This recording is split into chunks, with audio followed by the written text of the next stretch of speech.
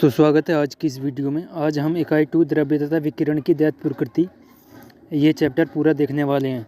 दोस्तों बने रहिए वीडियो में एंड तक, और ये 6 अंक का पूरा चैप्टर होता है। तो चलिए शुरू करते हैं पहले टॉपिक से।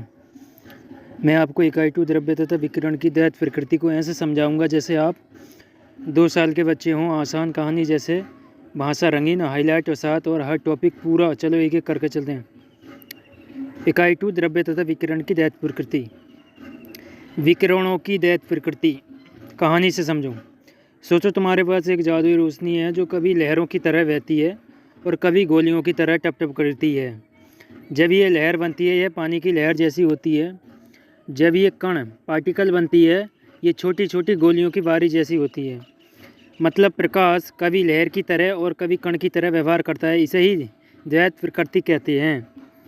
प्रकाश विद्युत प्रभाव कहानी से समझो। मान लो एक धूप वाले दिन तुमने एक लोहे की प्लेट बाहर रखी। जब उस पर तेज़ धूप पड़ी, प्लेट से अचानक छोटे छोटे गेंद जैसे इलेक्ट्रॉन कूदकर बाहर निकल गए। प्रकाश पड़ता है, इलेक्ट्रॉन बाहर कूद जाते हैं। यह कूदना तभी होगा जब धूप की ताकत फ्रिक्वेंसी सही हो। इसे ही कहते हैं प्रकाश विद्युत प्रभाव, यानी प्रकाश से इलेक्ट्रॉन का निकलना। अगला देखते हैं हर्ज तथा लेनार्ड के परीक्षण। हर्ज साहब, उन्होंने देखा कि जब प्रकाश धातु पर पड़ता है तो उसमें से इलेक्ट्रॉन तुरंत निकल जाते हैं बिना देर किए। लेनार्ड साहब, उन्होंने और अच्छे से जांच की और पाया कि इलेक्ट्रॉन निकलने की गति प्रकाश की ताकत पर नहीं बल्कि उसकी फ्रिक्वेंसी रंग पर निर्भर है। ज़्यादा चमक सिर्फ इलेक्ट्रॉन की संख्या बढ़ाती है, उनकी गति नहीं। अगला है आइंस्टाइन का प्रकाश वैद्युत समीकरण। आइंस्टीन जी ने बोला प्रकाश छोटे छोटे फैक्ट्स में आता है जिन्हें हम फोटोन कहते हैं। हर फोटोन की ऊर्जा होती है E=hv। h प्लांक स्थिरांक, v फ्रिक्वेंसी। समीकरण याद रखना आप। आसान भाषा में फोटोन अपनी ऊर्जा से पहले दरवाज़ा खोलता है, वर्क फंक्शन, और बची हुई ऊर्जा इलेक्ट्रॉन को दौड़ने के लिए दे देता है। प्रकाश की कणात्मक प्रकृति। जब प्रकाश कण की तरह होता है तो उसमें फोटोन नाम के छोटे छोटे पैकेट होते हैं।